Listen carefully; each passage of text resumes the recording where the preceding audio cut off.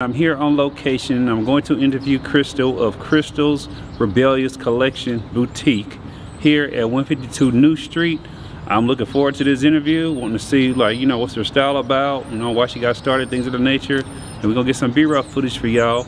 And for everybody out there that's been supporting, keep on supporting and keep sending those stars. Those stars helps keep the platform going. And then any future interviews, I went ahead and put out the price list.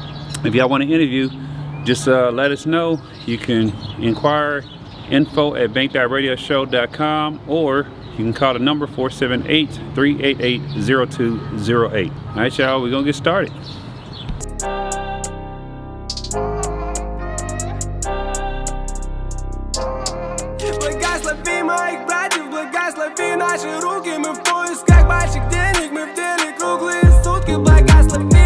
Radio show, man, they everywhere.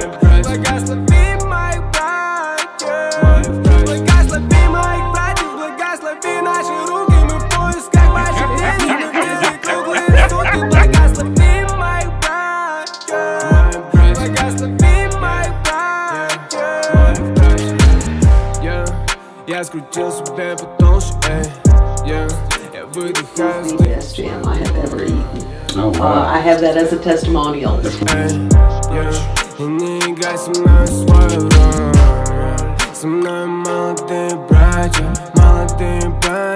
Мы возьмем котлеты наличных себе на завтрак. Сегодня, завтра, неважно как я. You, эй, yeah.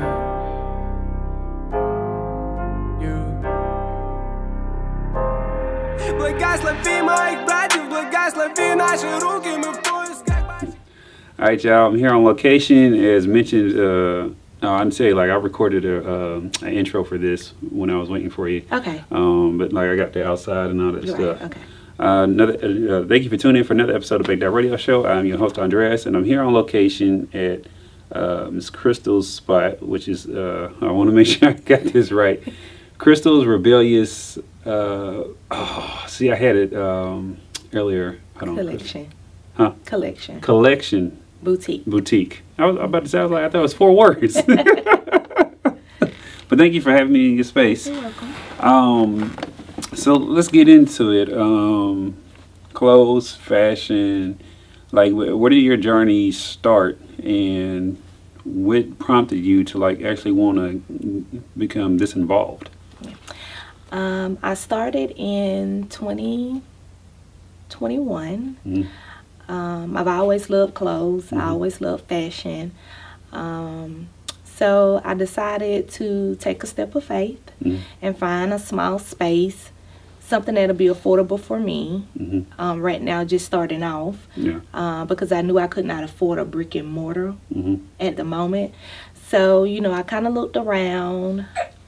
Before I started, I had already started researching a lot of things like private labels, which I knew right now I couldn't afford the private labels. I researched a lot of different vendors, ordered a lot of different clothes so that I can, feel the quality of them, because me as a person, when I sell to somebody, I want to make sure I'm giving them my best.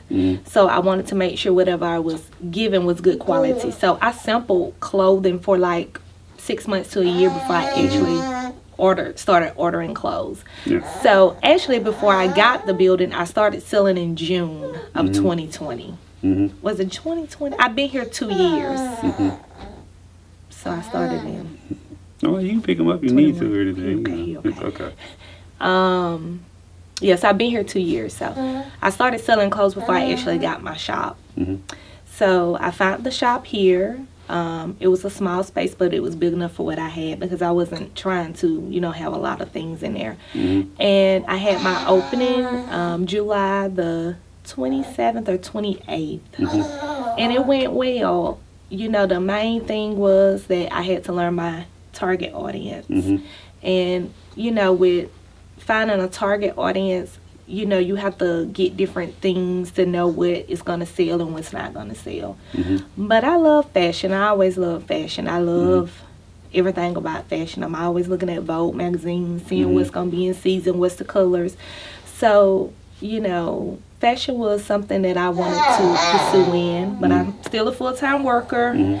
I don't plan leaving full-time yet until God says so. But so that's how I kind of got started. So how do you balance your style for fashion and what you have a keen eye for versus like the business side of like you said, what will sell? You know, because sometimes like I've interviewed quite a few people who have boutiques around the city. Actually, not even just in the city, like all over. And some of them are doing well. Some of them are not doing so well. But I think it's about finding that balance between style and what business shows you, you know, when you get the data, when you start making transactions and stuff like this. So okay, so I'm not really a trendy person, so I will go with my style of what I would wear. I wouldn't sell anything that I wouldn't wear or I wouldn't feel comfortable in. I think that's the first thing, that you have to be true to yourself on what style that you are going for. I'm late 30s, almost 40s, so it's certain things that I wouldn't wear as being a mom anyway. So I try to go more on the dressier side a little bit. But I do have some clothing that, you know, you can wear out with your girlfriends or date night also. With balancing it, you know, I have a Shopify website, so I kind of see the traffic, how it goes, how many people I get a day that looks. I could push my website a little more, which I don't, but I need to start because that's one of my goals. But I can tell that, you know, the traffic is beginning to be more. So I can tell how many people are on there daily, or, you know, keep up with the statistics on what sells better. So it does show me that on my website. Okay, so you said you resolved into fashion and stuff, but why even take that entrepreneurial leap? Because even as a part-time entrepreneur, you still have to, like, I've said this like quite a few times, even as a part-time entrepreneur, you still got to be like, your business got to be on your mind pretty much full time. Right. So why even, like, you know, jump out there and do that? Did you have any previous entrepreneurial experience, or did you come from a family of entrepreneurs, or?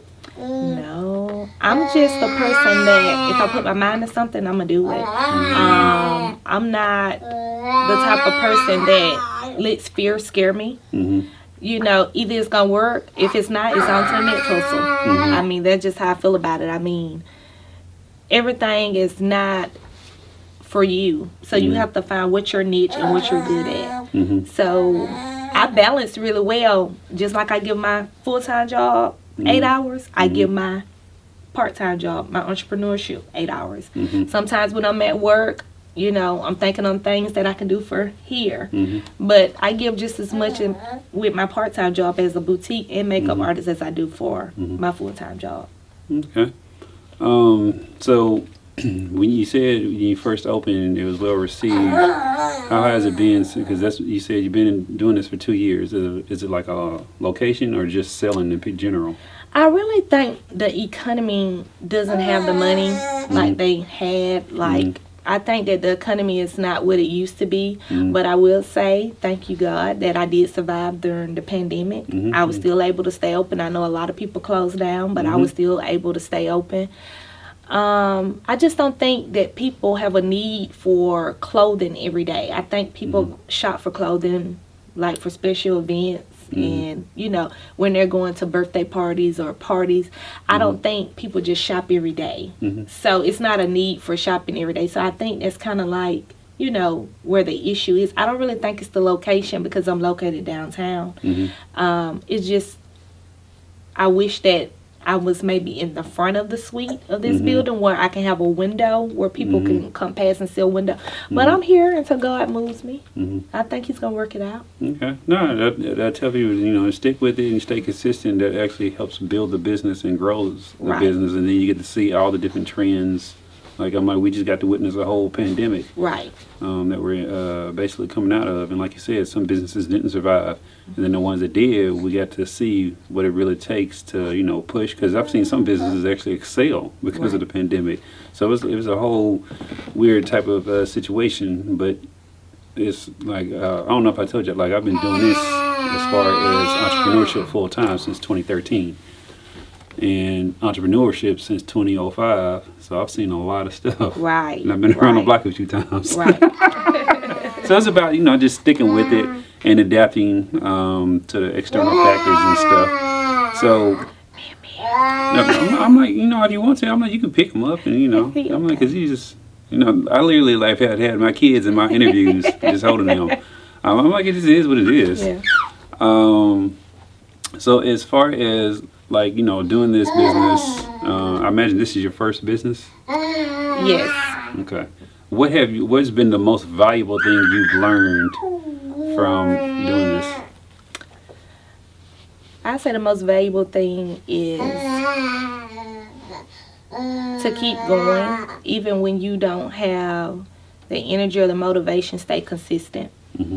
You know, even if you're not motivated, just stay consistent with it, because it's gonna work out.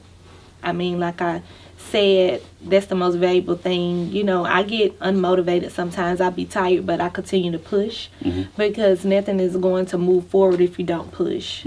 So push. Okay. What's something that you do not like about the industry, whether it be the fashion industry or makeup artist industry? The lack of support when it comes to everybody pulling together. I think that everyone has to fail to realize that my client might not be your client, and your client might not be my client. But I think that we need to uplift each other and, you know, support each other, because everybody can't service everyone. I think that everybody should come together in certain industries. That's how you're gonna prosper. And, you know, a lot of people feel like, well, I'm not gonna help her because no, I just feel like in the business world, we're all doing the same thing, but we are our own unique people. So I do feel like I wish that I could do a circle of friends where we can go out and discuss makeup, or a circle of friends where we are boutique owners and, you know, we discuss different things. I just think that sometimes you have to hang around the circle of people and network more. And I don't think a lot of people network because they're so afraid of, I don't want to be around this person, they do the same thing. But that's not what it's about. Yeah. No, I definitely, I'm glad you said that, because I've been saying that to, I've actually pitched that idea to other boutique owners, and like them banding together and get together like once a month or even twice a month, whatever the case may be. Just go out for a couple hours, enjoy each other's company, just talk. And I'm like, to me, there's enough, even if you just want to focus, let's just say Macon, for instance, right? Just let's just say you want all your clients to come from the city of Macon. To me, there's enough here, because I don't see anybody who has like 1,000 people coming to their stores. Right. So if you had 1,000 customers consistently coming to your stores, and you know they repeating customers, that would be a lot for you to handle. There's enough here to be able to support that. And then if you branch that out into even the middle Georgia area and all that stuff, well, I'm like, it's like 10, 11, 12, 13, whatever counties. It's a lot. Where it shouldn't be like a competition thing or an insecurity thing for another you know, business owner. I send other people to other people's podcasts and stuff that I know that are still active and functioning, just so those business owners can get more exposure. So to me, it's not even about that. It's actually interesting. I haven't met the gentleman in person, but we're Facebook friends.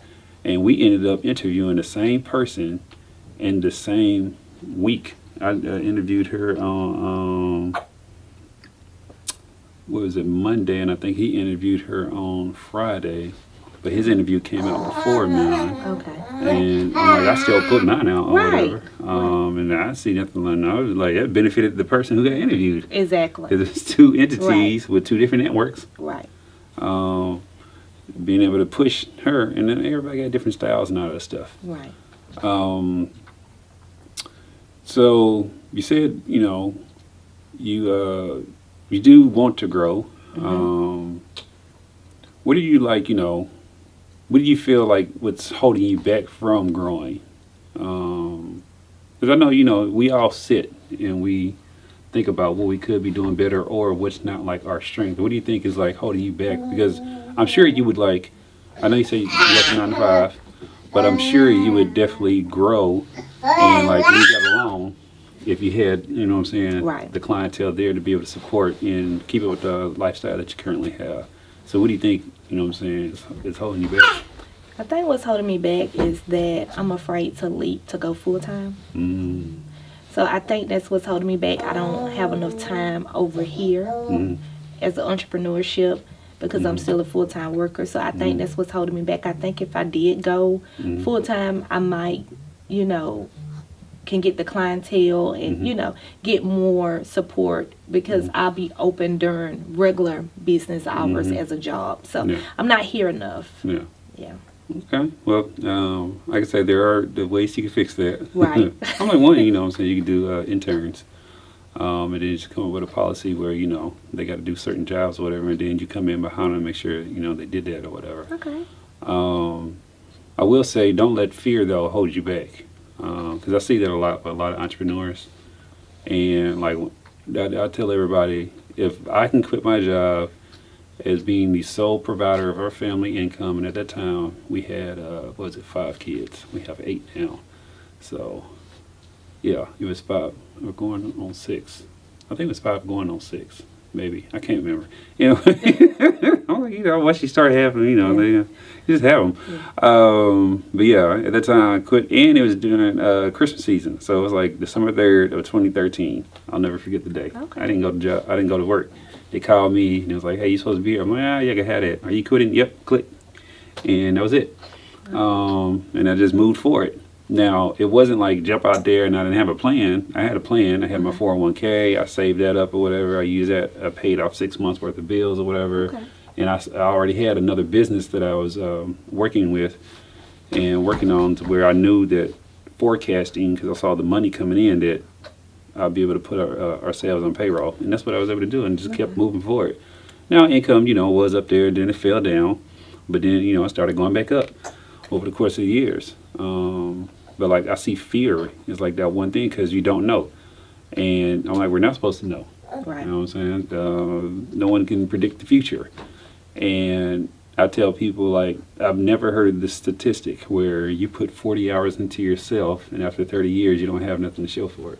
I've never seen that. I ain't seen nobody fail at that. Right. But I have seen where people work traditional 9-to-5s and stuff, and then when they try to retire, organizations are being crafty and thrifty where they'll want you to, like, before you retire, they'll want you to, like, upgrade your service or something like that within your position. You don't want to do it because you're coasting at the time because that's what your career projections are. And then you get fired or whatever, and then you're disqualified from all the retirement that you would have got. I've seen it. And I've seen it happen to family members and other folks or whatever. You're just excited over there, huh? So, what are your goals that you're setting for, like, you know, the new year coming up? Well, for the new year coming up, I'm planning on really coming out with something that I discussed with you. I'm trying to come out with my own cosmetic line. So that's my focus for the first of the year, and I hope that be successful. I just want to make sure that my makeup line and my makeup services go far as into servicing more weddings for brides and bridesmaids and things like that. So I really want to push my makeup. That's really what I want. I love clothes. I'm not falling out of love with clothes, but I think my more passion is with my makeup. Okay, so you're just diversifying. Right, okay, I can see that. And like I've seen a lot of people do it. I see it go hand in hand. It's what they call with the auxiliary. No, oh, I just had the word. Let's say adjacent service or industry that touches on, and they go hand in hand, and they bleed over sometimes too. Right. Because like for photo shoots, you got clothes. Right. For models, and you got the makeup and the hair and all that stuff being done. So I'm like, all that together, you know what I'm saying, is the look. Right. So they go hand in hand. Okay. So, do you feel supported by, like, the community or your network in, you know, going and doing this? Yes, I do. I feel like the support is picking up. I feel like get him? Yeah, yeah, no, go ahead. Yeah, this your boy 31 Savage, and you know, got that cook shop soap. So you use this for your body and your face. But yeah, but what you do, you just take out that packaging, baby, and you run it over some water. You go ahead and lather it up, yeah, nice and good, and yeah, you run your hand on that smooth bar, oh, across the wrist. Touch those fingers and get in between them. Oh yeah, just bring it back. And once again, yeah. Oh, can't anybody do it like this? Oh yeah, this 7th place champion, you know. Make sure you just rinse it off nice and gently.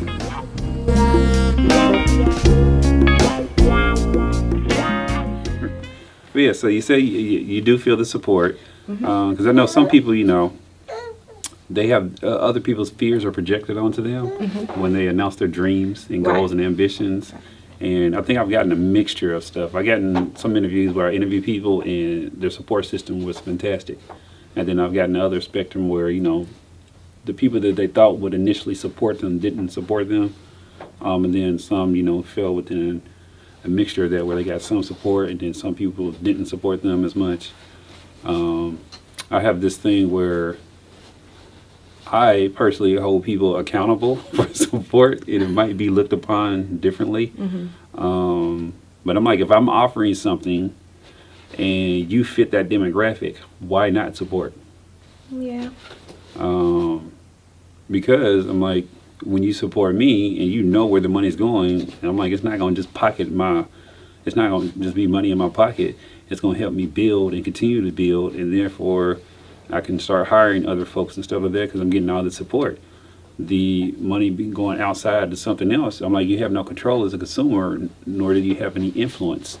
And I'm like, they're just pocketing the money and, you know, doing whatever with it. Yeah. You know, when it comes to support, you know, I know it's some things that I might sell that my friends or associates might not like. But I feel like support don't always come with buying things and money. Support can be you sharing my post or you referring me to someone. You know, I pay attention to who supports me and who does not when they supposed to be my friends and you know, associates. And you know, it used to bother me sometimes, but it doesn't now because I'm my own biggest supporter. Yeah. So that's how I look at it. No, I get that. Yeah. I definitely see where, you know, people like, you know, don't count on family, friends, and all that stuff, whatever to support. But strangers support you more than your family and friends. So, you know, I want the strangers more than I want the friends and family because they're going to be the ones that's going to support. They're going to continue to shop and, you know. So, I mean, it's a lot. Business is not for everyone, I can tell you that. It's not. I'm actually working on a series called The Ugly Side of Entrepreneurship. Oh, okay. So if you want to be a part of that as well, it's just like how we're doing now, but we really go more into the details and we really talk about the ugly stuff. Right, because they don't know. The reason I'm doing that series is because shows like Shark Tank, The Profit, all these other platforms are glamorizing the end result, and they're not really telling the story of what it really takes to get to those levels. And without that information, I think people are being misled. And people are thinking that entrepreneurship itself is just easy when it's not. Even part-time entrepreneurship is not easy because you still got to have like the full-time mind for it. And I'm like, you know, it's just these misnomers, and it's just, I think it's being misrepresented. But I get it from a network standpoint because they want more eyeballs flooding into that as an end result, and you get more advertising dollars and all that, whatever. But at the same time, you have people jumping into the situation and not necessarily jumping into it because they're passionate and they see that they can help fulfill a need that's there. They're just looking at, oh, I could just make some money because they did it, I could do it, or whatever. And it doesn't work that way. It doesn't. It doesn't. So, okay, so what's one of the good piece of advice you can give anybody else who's just starting out or wanting to get to the level of establishing a brick and mortar and having inventory if they're in this industry, or just, you know, anyone who just wants to go out there and chase their dream? Well, I will say that you have to be patient. Do your research. Be knowledgeable about your own expenses. Be knowledgeable about the vendors that you're using. Make sure that when you do start a boutique, if you do, don't order a whole bunch of clothes. You know, stick with a certain amount. That's why I started out wrong. I just ordered all these different clothes, and you know, I was kind of stuck with them. And you know, the seasons change, you still kind of be stuck with them. So you know, it may seem like it's not going to work out, but just, you know, keep pushing. Like I said, when you're not motivated, stay consistent, because consistency is the key. And I would tell you too, you have to keep some positive people around you. You can't keep people around you that's gonna always be negative. You don't need to do that. You always pray and keep the negativity away. You have to, because you know, some people, they don't know how to word things. Some people don't know how to put things. It's not what you say, it's how you say things. And sometimes you might not be needing to hear that negativity when you're already going through a downfall with your business. It'll just push you to, you know, everybody's not strong-minded. And if you're not a strong-minded person, you don't need to be around no one that's going to be negative towards your business. You always need people to help uplift you. And I have some friends that they don't uplift me to keep me going. And, you know, I might seem like I'm the strongest of the bunch, but I have my times too. But, you know, just stay consistent, and, you know, it'll pay off. Yeah, we all experienced that. Yeah. You're a Native American? Okay, because I can hear when you say strong, the emphasis on the S and the T. I love it though. So let everybody know, how can they find you on social media, and also plug your website too. Okay. On social media, on Facebook is Crystal's Rebellious Collection. On IG is Crystal's Rebellious Collection. My website is crystalrebelliousccollection.com. I'm located at 152 New Street, Suite 103G. I'm open Wednesday through Friday from 6:30 to 8:30. On Saturdays, I'm usually here from 11 to 4, and on Sundays it's appointments only. But if you would like to make a makeup appointment, I do makeup during the weekday after work from 6:30 to 9, and on Saturdays and Sundays I take appointments from 8 to 4. So if you need an appointment, you can always text 478-361-6526. And there y'all have it. Y'all come through and y'all make sure y'all support. And if y'all have not by now, go ahead and download the Banked Out Radio Show app. I'm gonna keep pushing that thing, getting it past 1,000-something downloads that we're at. And y'all keep tuning in to the page and look forward to more content and creation of stuff.